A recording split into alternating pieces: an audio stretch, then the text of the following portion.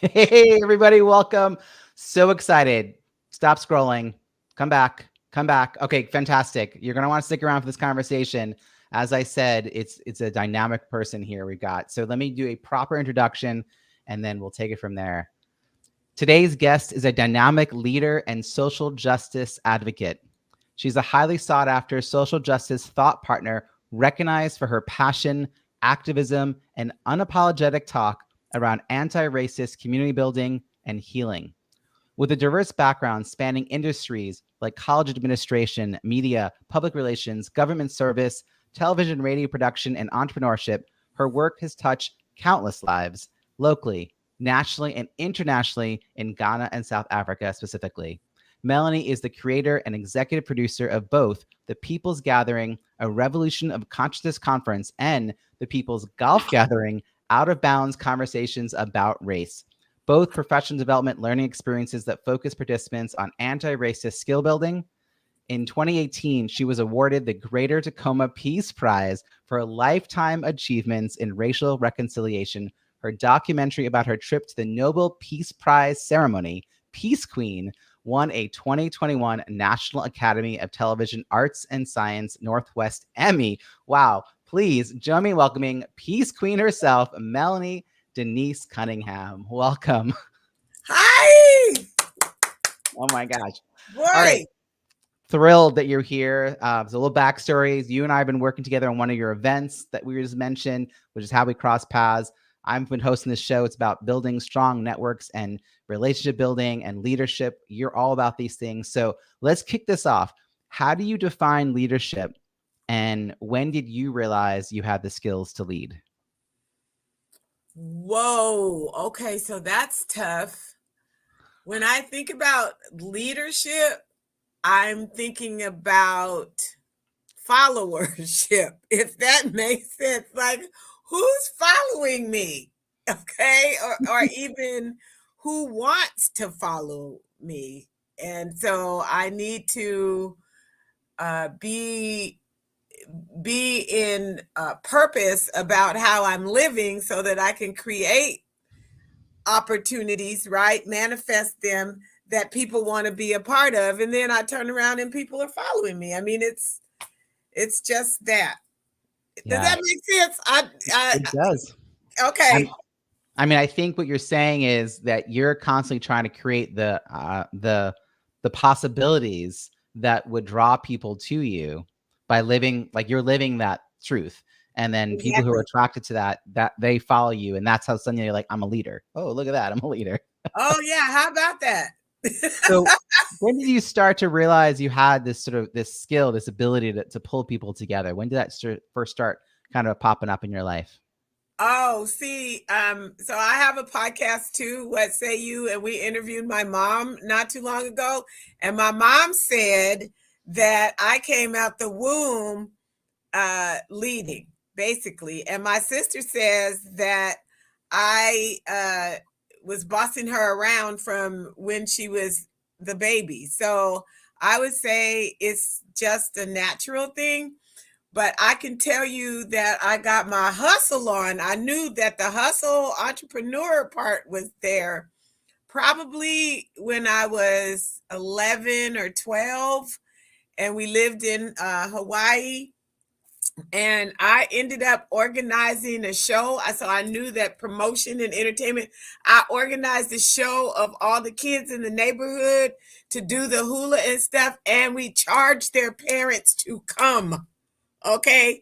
And they paid. And then we split the money, right? That's beautiful. Yes.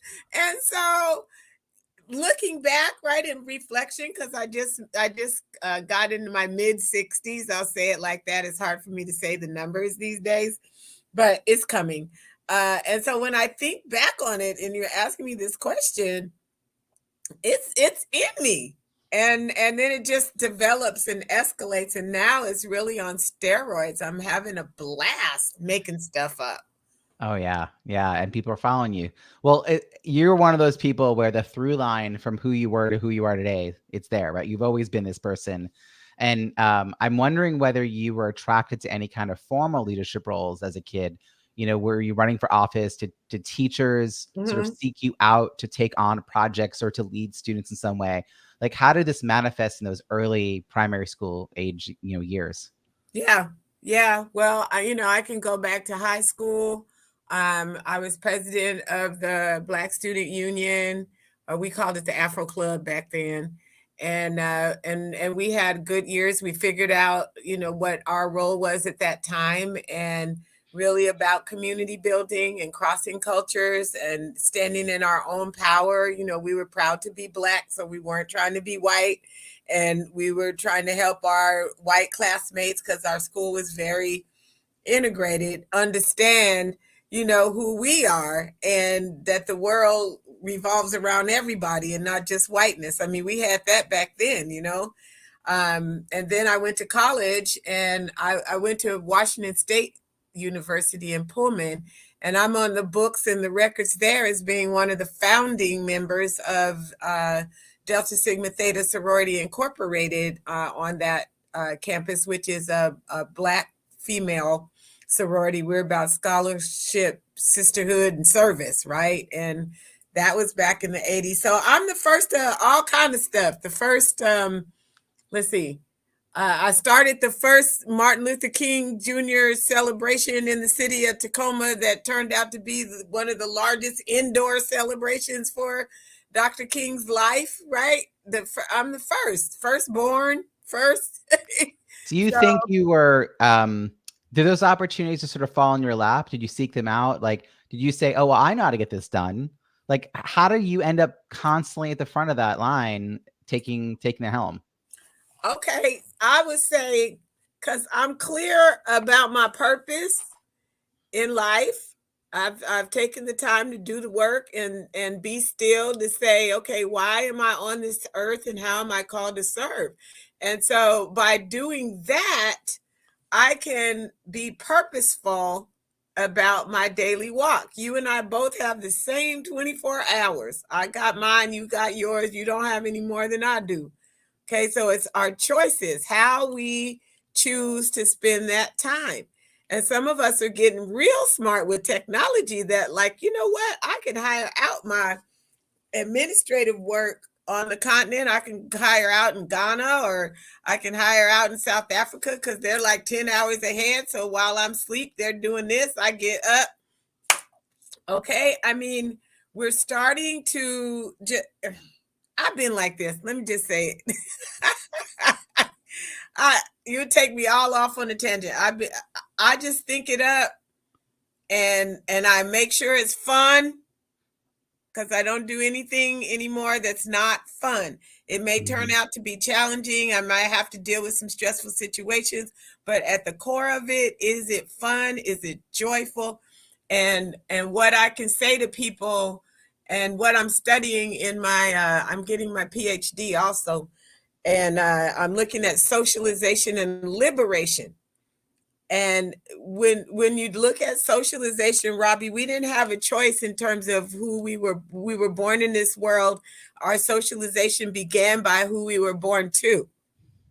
And then from there, it gets reinforced. It's at some point that we have to liberate ourselves.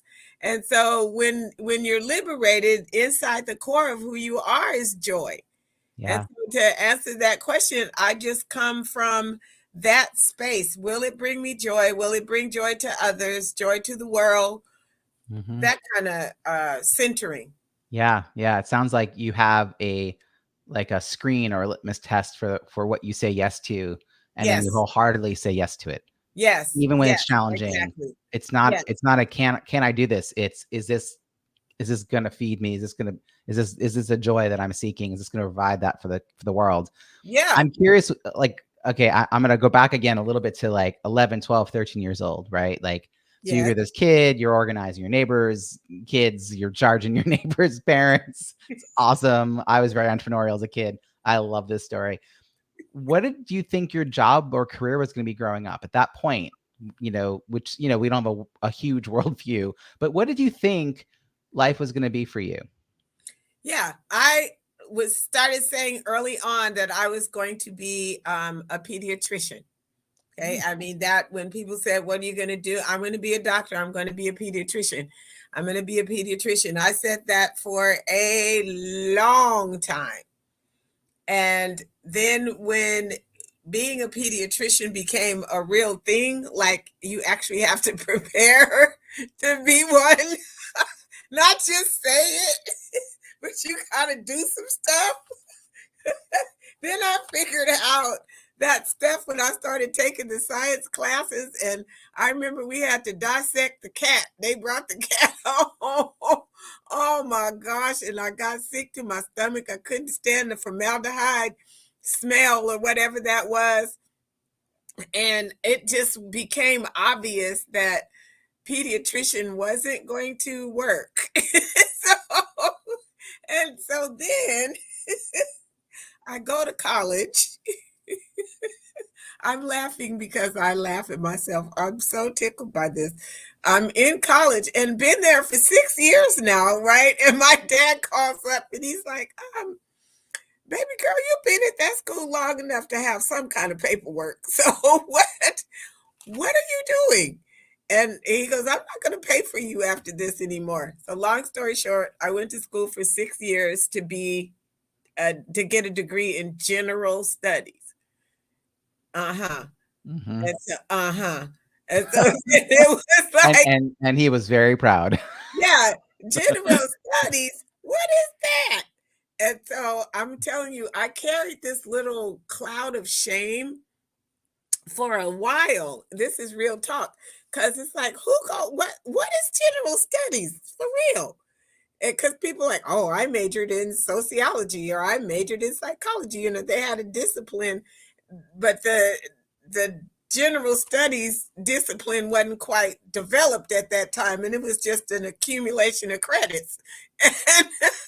But what it has turned out to be, and I hope the listeners are encouraged by this, what a blessing that it turned out to be, because I became a generalist. I mean, I've had wonderful experiences in materials management. Like I've run a warehouse and distribution center. I've run the Equal Employment Opportunity System for the Department of the Navy and the City of Tacoma. I mean, like different things. And recently I found out that there's a name for people like us, like me. And I think it's you too, Robbie. I think it's you too. Our name, we are multi-potentialites. Mm-hmm. Yeah. I also identify with multi-passionate. Both Yes. both feel right. Yes, I agree. And I also know that particularly in the world of entrepreneurship, which I know is part of your world as well, there is this like, you know, you're supposed to get up early, which I'm not an early person, and you're supposed to be like in one lane ever. Like don't distract yourself with anything else. And I can't help it. Like I have multiple things that I love doing and I have the ability to do. And so I have my niche within each one. Yes. I'm not for everyone, but I am not going to like not do something because the potential is there, right? So I totally do get it. And I think there's a bunch of us that are like claiming these labels, but it also sounds like even early on, you had a lot of different interests, although clearly the path towards I mean, I will say being a kid who says you want to be a pediatrician is an awe moment. Like, aw, that's like really cute. Yeah, that's what so milk that for as long as you can. And then the cat showed up. Yeah. And you're like, nope. Yeah. No, and you're right. It would be every time I said that, they'd be like, "Oh, that's so wonderful." So you get so wonderful. You get that feeling, and everyone loves you, and it feels good. And so I just kept saying it. But it must have been hard, though. You say, you know, you had this 6 years, and I'm a 5-year, you know, to get out too. And I think that many people are, and I think we all again live by this fallacy of 4 years. And that you know what you want to do. So how did you figure out a pathway forward? Because some people like have a, you know, either a family business or a family like career they follow, or they I don't know, they want to be a lawyer. So there's a very clear, you know, direction to go in. How did you know where to go after your 6 years of formal schooling? Child, I didn't know where to go. My mama told me to go to the unemployment office. That's what she told me. And go see Miss Janelle. That was her friend. And that's how it went back there. Baby, going down to the unemployment office to see Miss Janelle. And this is like the day after, I mean, not the day after, Monday after I graduated, right? Go on down and see Miss Janelle. And so I did. And Miss Janelle, whom I've known growing up, she's known me growing up. Back then they had the jobs on the board and they had the little slips and stuff and who they referred. So she gave me my little paper slip and referred me to General Electric. Do you remember that company? Sure, GE, yeah. Yeah, GE. They were doing some kind of something in Tacoma at the time and referred me to the marketing department. And I got the job. Okay, so that's one thing. My very first Monday out of school, I got a job. Now, here's the real thing to discuss.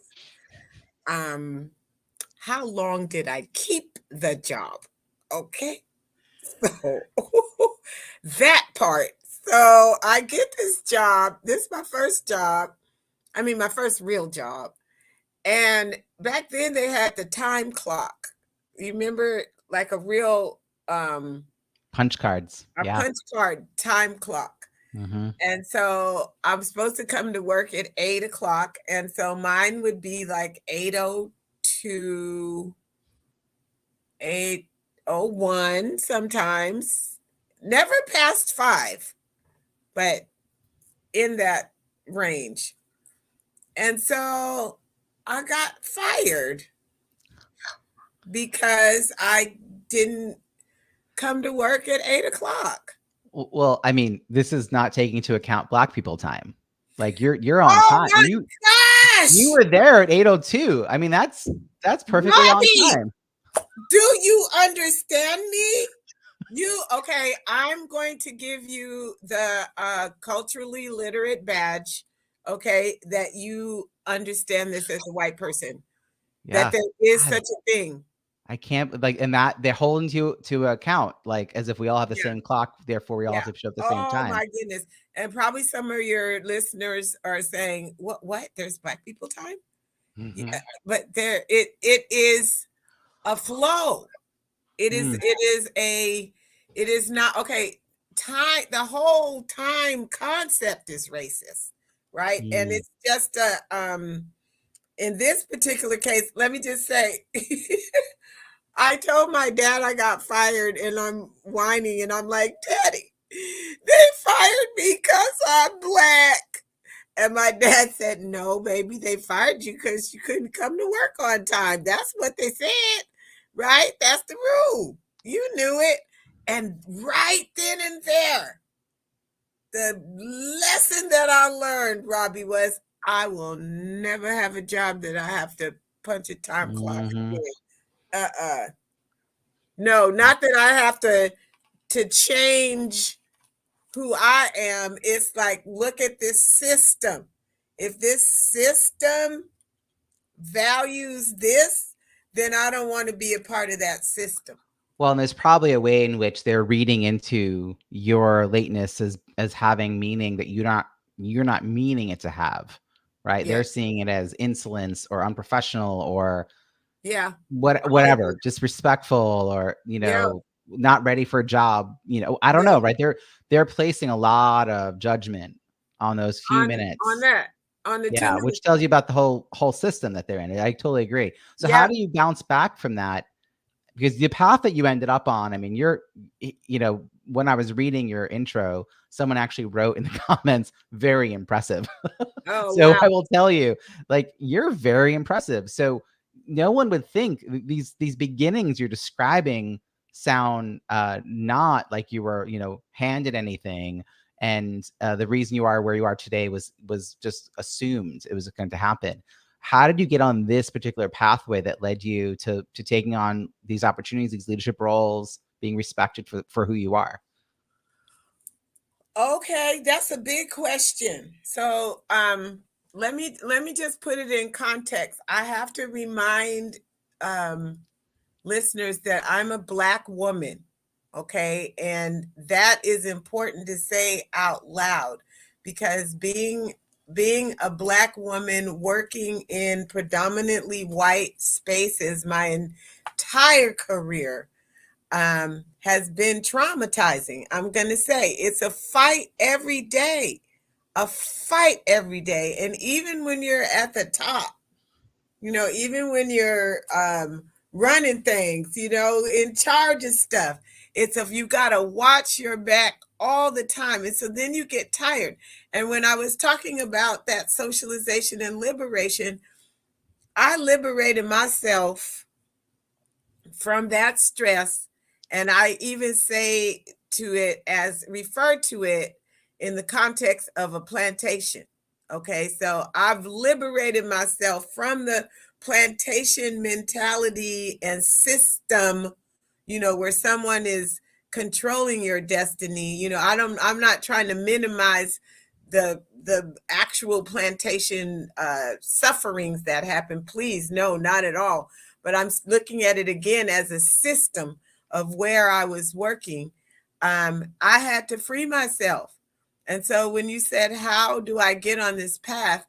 I made a conscious statement, and it was, Lord, I don't know what I want to do, but I definitely know what I don't want to do. Okay. And please, will you order my steps in the way forward that it needs to go? And once I said that out loud, I went into my supervisor's office. I worked for the state at the time, and I asked to be laid off, not to quit. There's no need for us to struggle. I mean, you obviously don't want me there, and I don't want to be here. So, let's make a deal. My salary is as such that it would make a nice savings for your bottom line. So let's negotiate.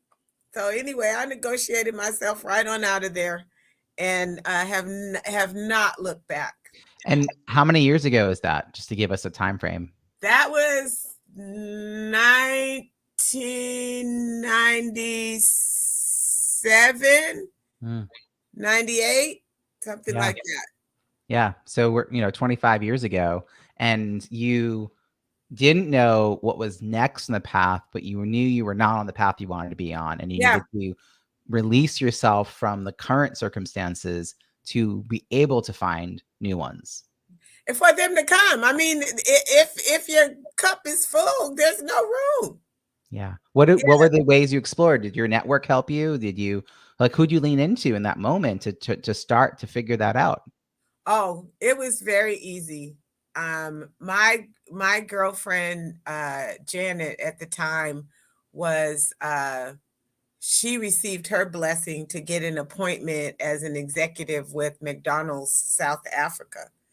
And so she invited me over to South Africa to work on the grand opening of the first McDonald's restaurant in South Africa. I mean, once I was free, I'm available, right? So she invited me over there, and I worked on the grand opening of the first McDonald's and the second and third, and it was there that I started to meet people because, it was such a big deal. I mean, it was a CNN story and all of that. I got to be behind the scenes. I still have footage. I mean, I can share my first source knowledge. The first people in line for the McDonald's in South Africa were American missionaries. But yeah, I once she invited me over there, and I started seeing, and the friends that I was meeting, and you've known me long enough to know, Robbie, that I don't meet strangers. So I was saying, I want to go home with you, because they were from Swaziland, the country next door. I was like, I want to go with you. I want to go with you. So I started visiting different communities, and Yeah. And so now those same friends of mine that had kids that were babies, now their kids have kids. And so it really is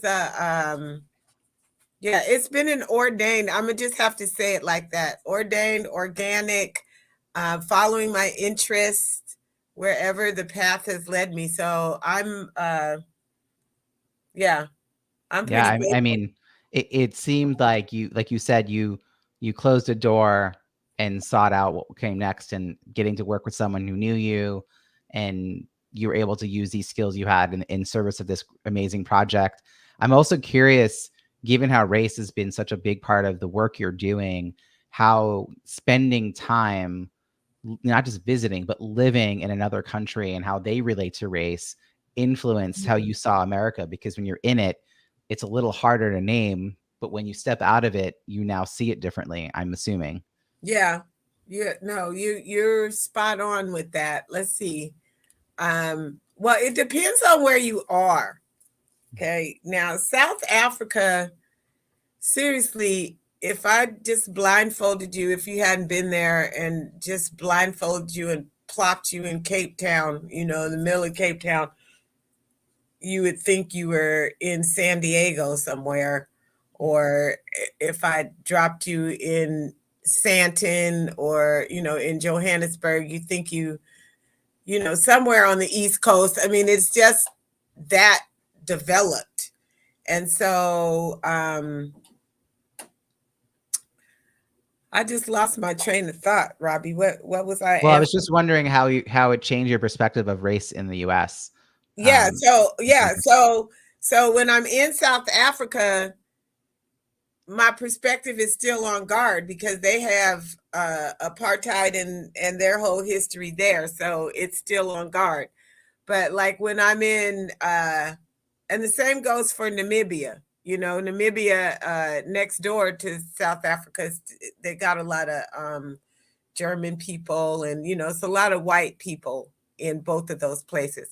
But then when I go to Ghana, or to Kenya, or to Malawi, where the racial, or the I would say, even just looking at someone the same color as you, Hmm. like seeing black people all day, every day in my psyche, it's Yeah. a whole different feeling. It Mm, doesn't, I mean, and it doesn't, it's not associated with trauma of any kind. mm. And I think the most telling example that I can give is, most recently I spent 4 weeks in Ghana, and the whole time I'm present, like, why am I so peaceful? This is what peace looks like. Why? It's like, oh, did I see any white people today? Mm. I had to think about it. And then it was like, did I? I don't think I did. Yeah. And so making the connections to this, just not trauma associated with existing. And It's interesting because I watched your documentary Peace Queen, which I'll put a link in the show notes, about you get this honor, you get invited to Norway to the Nobel Peace Prize ceremony. And I love that you said, well, I'm going to go to Norway, which is like the land of white people, and I'm going to seek out black people. And specifically, you sought out young black men to talk to. yes, And I thought that was a fascinating part where their relationship to race and culture was, they didn't I'm even, gonna like, they were trying to I'm gonna say, use the word I foreign think the gun because it is in the was car. I foreign. mean, did you see how yeah, they weren't even quite sure. And as this was going down, I'm like, whoa, these black men are talking about, they think the gun is in the car. I mean, like, Yeah, that like they're talking about partly the reason they feel safe around the police is because of good relations, cultural, but also they're not armed all the time, and yeah, they they're think there's not a gun armed. in the car maybe if necessary, but no one gets shot at, and just like you were saying, how just that feeling of not being on guard, and just feeling at peace. And here Yes, is a group of black guys in a very white country who also are finding that. So it's very interesting how there is a problem that we've created here in the States, how we've approached it, and also weaponized hate has been really part of the conversation. You are first at things. You got recognized for this amazing honor because of the work you do. I mean, you mentioned the MLK breakfast that you took on and led for all this time, and you're great at just bringing people together. And you and I met. I wanted to just give you a moment to talk about the People's Gathering. I think it's incredibly unique. And as you know, I'm actually opening my book, my new book, Break Out of Boredom, Low Tech Solutions for Highly Engaging Zoom Events, talking about your Zoom event, because I think it illustrates what's possible and how you can create these transformative, inclusive, and engaging online experiences. So it didn't start out as a virtual program. So I'm really curious about how you originally conceived of it, what was the purpose of it, and how did it start to morph as you and everyone in the world had to suddenly take it online? Wow. Yes, the People's Gathering was born really out of my consistent interaction with white people that say that they don't know what to do. Right? They know that systemic racism exists. They know that they're witnessing beyond a shadow of a doubt the killing of unarmed Black men and women. And I mean, it's real, and there's an awakening. But what do I do? How do I participate in anti-racist work? And so for me, being in this lane of equity and inclusion for so long, it's all about education. You got to really be able to step in and be vulnerable, open your mind, and start to learn about this made up system called racism. You got to and not whisper about it, Robbie. You know how when we start to talk about racism, we whisper. No, we have to like really be confident and talk about it. So I wanted to create a space that allowed for that to happen, and to use the system that created it all, right? The census, the US Census. Think about it. The United States Census is when we have to report our race. And think about when you don't fill out your census form, you know good and well they will send somebody to your house. They will keep knocking on your door, sending you mail, hunting you down to fill out that form and put yourself in a box. So I thought, hey, let's use this same box to create some understanding and some healing. And so when we gather as people, we ask that you gather in the room of the box that you checked. We have a room for every box on the census form. And it is from there that we begin to unpack our understandings, misunderstandings, dysfunctions, all of that around what we know race and racism to be, how it impacts us, where our minds are, our mindset. Are we in denial about it? Are we polarized about it? I mean, this politics and the way that race is at the center of it to promote hate is just mind-boggling to me. But people have to buy into it, so that means it's in their heart or their mind somewhere or somehow. So this conference, the People's Gathering, gives us a chance to be raw and real. And I'm like the referee, so I host it. But I'm also like the referee. I'll blow my whistle on, don't bring that whiteness and fragility in here today. I'm sorry, it's not allowed. Yeah. I love it because as a Zoom producer and a virtual event design consultant, this is you sought me out. You found my work somehow. You stumbled across me on my website. You did some Googling.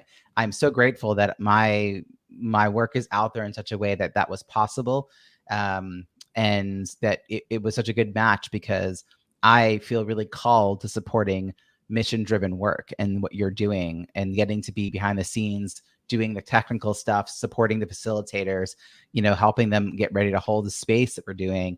It's great, and it is transformative. It is a conversation that's not an easy conversation. It's not necessarily a safe space, right? It's a No, it's difficult place supportive. space for some. Yeah, no, we do not promise safe. Yeah. That's a safe for whom? That's something white people need. Yeah. Okay, So yeah, it's just this is the what growth is there. supportive space is what we offer, and we make sure that it's there. You can say what you need to say, fall down and get up. Right? It Amazing. is a space for you to learn. How many people did you have coming when you did this in person? We were limited to 250 in person. And how many did you have? This is twice So a year. now, yeah, we're over 500 now, and we went virtually because of the pandemic that forced us. But we had our emergency convening around George Floyd's murder, and then we've moved forward since then virtually because now we are attracting people from all over the U.S. and even countries in Africa. We've had folks dial in from Ghana and South Africa. Wow. So, but let me say this about you to your listeners. Now, Robbie, you have been the one to help us take our Zoom game to the next level. Okay, we were doing it, and it was fine. It was mechanical. Okay, I would say it was more mechanical and transactional, if I could describe it like that. Cut here, cut here. Here's this person. Here's this person. And since you've come in our mix, I would say that you've added the relational part. So people are that warmth is coming through, and it can only do that through the skill of a excellent producer. So I just want to honor you for, being that, because who even knew there was such a job as a Zoom producer? I didn't. And now you not only is there this, but now you're the consultant to the stars of Zoom producers, and you're the best. Oh, thank you. That's so kind of you, because it's so amazing to sort of see what you're doing and supporting it, and getting to work with these amazing people that you've attracted. And we'll put a link in the show notes to this event, because I think people are going to be interested to learn more about it. And because it is online, people don't have to be in your locale to participate. So that's kind of Yes, exciting. And you do host it twice a year, so we'll make sure there's some yes, information. We're getting to the end here, and I just want to make sure I ask you a question about networking specifically, because you sound like a person who has this amazing network. I mean, the work you've had has been varied, and it's been all levels, and it's been in so many different countries. And so how do you think about nurturing? I mean, you've got the inner circle of people that you're not going to lose touch with, but then you've got that sort of second and third layer or tier out, the people that you, I don't know, see once a year at a conference, or you worked with them 5 years ago, but you have no reason to right now, but you like each other. Like, that's sort of the base here. You like each other. How do you nurture and sustain those kinds of connections? Is there any habits, philosophies, practices for sort of staying in touch with your network? mm. You know, I'm gonna just be transparent with that. I could do better in that area. I really could, of me staying in touch with them. Okay, they insist on staying in touch with me, right? And so the network has the network becomes that because of the initiative of my babies. They'll decide if they want to be with me or not, and when they call, of course I answer. Um, but I'm thinking that that's a beautiful question that you're answering me, that I asking me, that I need to reflect on, because I could do better initiating. So the relationship is definitely has to be two-way. So thank you for that call to consciousness. My pleasure. My pleasure. A lot of times people re-listen to these shows after being a guest, and they take notes. They go, "Oh yeah, Mhm. that too, that too." I mean, I think one of your gifts is that you're an amazing convener and a host. And I didn't realize myself that that was such a superpower until I met a local politician who I was friends with, and he said the thing about being a politician is that you can convene people and they'll show up because you said there's a meeting and everyone shows up to the meeting. And I said, oh, but I already do that. Oh, so I don't have to run for office. Like, That's good. it. I didn't really want to get into all that, but I like to bring people together part. So I could imagine that that's something you might be doing already and not necessarily thinking hard about it because it's just sort of who you are. Like, do you, I don't know. I almost can imagine you having a salon at your home. You're like, are you the kind of person who brings people together for good conversation and good community building? And yeah, if you could see outside, there's a full-blown lake out there. So I do bring people together. We come and sit on the porch and watch the ducks and talk and, and people that have big networks that then we collaborate on projects. That's the only way that I'm able to do what I do and have the impact that I have is because of the trust of others and the networks that they share with me. So again, it just becomes an individual thing. Like, how true are you to self, and are you going to just be about it? yeah. So I have a final question. It's my favorite question to end with, which is, I'm so thrilled. We're going to stay in touch. So a year from now, I'm going to be reminding you as we're getting ready for the next, the first People's Gathering of next year. I'll say, hey, it's been a year since we did that interview. And I'm going to ask you a year from now, hey, what are you celebrating from the past year? So what are you going to be celebrating a year from now? What are you most looking forward to? I am most looking forward to welcoming my first shipment of chilies from Ghana, right? I'm starting a chili farm in Ghana and I'm going to export them to the United States. And I want to be able to tell you that my chilies have made it in and the whole containers are sold. That's what I want to be able to tell you. I don't know I love this. I don't know anyone else who has that on their list of to-dos for the next year. And I cannot wait to hear how that turns out and to celebrate the results with you. Brilliant. I mean, I don't usually say the word speechless. I don't know that this has ever happened to me, but I wasn't sure what to say in response to that. You're got farmers in Ghana who are growing chilies for you, which you are hoping to have pre-sold on the US market. I need y'all to buy these chili peppers. Unbelievable. Well, that's fantastic. How can people find you and follow your work? Okay, so let's see. I have an Instagram, and I think if you we'll find it for you. We'll put it I'm at Miss Melannie. That's my Instagram. Oh, cool. Okay. And then Facebook is Melannie Denise Cunningham. And then LinkedIn, I'm there. Okay. We'll put all those links as well as the ones I mentioned earlier in the show notes at ontheschmooze.com. Melannie, thank you so much for this conversation. It's been amazing. Oh, thank you, Robbie. God bless you. I'm going to say Wakanda forever.